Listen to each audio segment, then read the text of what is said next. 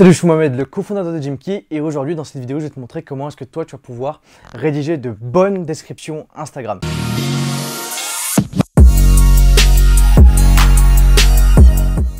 Après avoir configuré ensemble ton adresse mail pro pour Instagram ainsi que ta bio pour donner aux gens envie de voir la suite, d'avoir travaillé justement sur les différents types de publications qui vont te permettre d'accrocher davantage les personnes qui vont passer par ton profil, on va pouvoir s'attaquer à la description qui joue elle aussi un rôle ultra important dans la mise en place de tes publications. Qu'est-ce que j'y gagne à te suivre? Ça va être la question que va se poser la personne qui va passer par ton profil. Comme je te l'ai dit dans les dernières vidéos, ton contenu doit être créé pour apporter de la valeur aux personnes qui te suivent. Si tu n'apportes pas de valeur et si tu parles que de toi ou si tu cherches simplement à vendre tes coachings, ça ne va pas fonctionner du tout parce que tout le monde fait ça et ça ne fonctionne pas.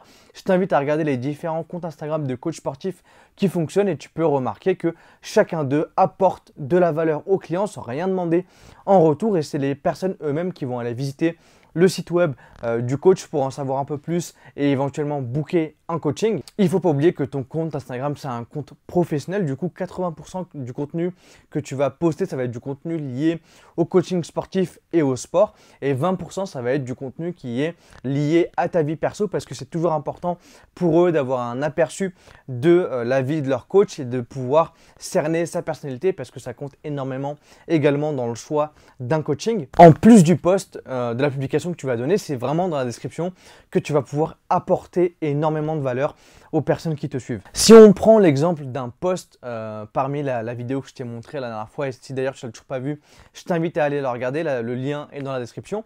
Mais si on prend par exemple l'exemple d'une séance que tu as eu avec ton client, le but ici en fait c'est de venir et de mettre la photo avec ton client et dans la description de détailler pourquoi est-ce que tu as décidé de faire cette séance avec ce client, comment est-ce qu'il s'est senti, pourquoi est-ce que tu as choisi tel et tel exercice et les conseils que tu peux donner aux personnes qui souhaiteraient réeffectuer la même séance. Et du coup, si tu fais ça, en fait, ton post, en plus d'avoir apporté de la valeur aux personnes qui l'ont vu, va simplement servir également de preuve sociale. Ce qui est une chose ultra importante, c'est de montrer que des gens te font déjà confiance pour tes coachings sportifs, qui te donnent déjà de l'argent pour les suivre à atteindre un objectif sportif. Du coup, comment est-ce que toi, tu vas rédiger ta bio? Quelle est la structure d'une bio qui fonctionne? Je vais te le dire tout de suite parce que c'est le but de la vidéo.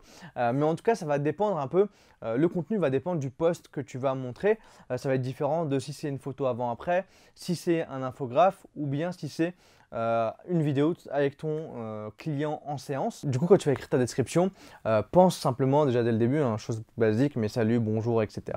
Ensuite, tu vas, comme je te l'ai dit, essayer d'apporter un maximum de valeur aux personnes qui te suivent. Tu vas rédiger différents blocs. Le premier bloc, ça peut être simplement voilà pourquoi aujourd'hui on se retrouve avec en séance avec Marie qui a pour objectif de faire ça, ça et ça et ça. Du coup, pour sa séance d'aujourd'hui, j'ai décidé de la structurer comme ça et comme ça. J'ai choisi tel exercice pour telle raison. J'ai choisi de l'accompagner avec tel exercice pour telle raison. Voici comment du coup Marie s'est sentie comme ça pendant sa séance. Elle a apprécié ça, elle a eu du mal à ce niveau-là. Du coup, je lui ai dit de faire ça. Et ensuite, à la fin de la séance, elle s'est sentie comme ça. Vous, de votre côté, si vous souhaitez effectuer la même séance, voilà ce que vous devez faire. Et d'ailleurs, et là, tu vas commencer à placer le troisième élément, c'est un bouton d'appel à l'action. Et si vous, de votre côté, vous souhaitez avoir davantage d'informations sur ce type de séance, si vous voulez la même séance, envoyez-moi un MP et je pourrai vous faire une séance, ou bien aller prendre un coaching directement sur mon site web. Pour tes paragraphes, sache que de ton côté, c'est quelque que je vois encore, mais tu n'as plus besoin de mettre des points pour séparer les différents paragraphes. Tu peux directement rédiger et mettre les espaces, les paragraphes directement depuis ton téléphone. Et si jamais tu as des doutes sur le nombre de hashtags également et sur le nombre de mots à utiliser dans ta description, on a créé un outil qui te permet de simplement écrire ta description, de copier-coller, et ça va simplement mettre les paragraphes, ainsi que ça va te donner le nombre de hashtags que tu as mis et le nombre de mots. Du coup, voilà pour la description Instagram. La politesse. Ensuite, tu vas arriver sur l'apport de valeur, expliquer ce qu'il y a dans ton post. Je te donne l'exemple justement de la vidéo ou de la photo où tu es en séance avec une cliente, mais ça peut être un infographe. C'est rédigé par rapport à l'infographe que tu as fait, tout en gardant en tête qu'est-ce que je vais apporter, quelle valeur je vais donner et qu'est-ce que je vais apprendre aux personnes qui me suivent aujourd'hui.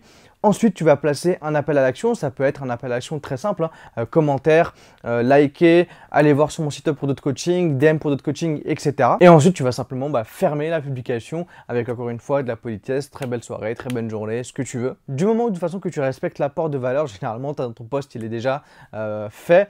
Mais en tout cas, n'hésite pas à le rédiger de manière correcte en mettant les bons espaces. C'est important parce que je vois beaucoup de coachs aujourd'hui qui ont des très bons posts, qui apportent énormément de valeur et qui malheureusement ne mettent pas en avant. Parce que quand tu as envie de lire la description, il y a des points, il n'y a pas d'espace, c'est collé. Donc en fait, la mise en page de ton post est également importante. Donc voilà pour la vidéo d'aujourd'hui. Du coup, nous, on se retrouve ce dimanche pour le deuxième épisode du podcast Dans la tête d'un coach sportif, dans lequel je reçois Nash Befit, un coach qui a justement utilisé Instagram pour se développer. Je t'invite à t'abonner et activer les notifications pour ne pas manquer l'épisode. Franchement, c'est un apport de valeur de dingue pour ton coaching et pour ton business. Et moi, de mon côté, on se dit à dimanche et d'ici là, bon coaching et prends soin de toi. Salut!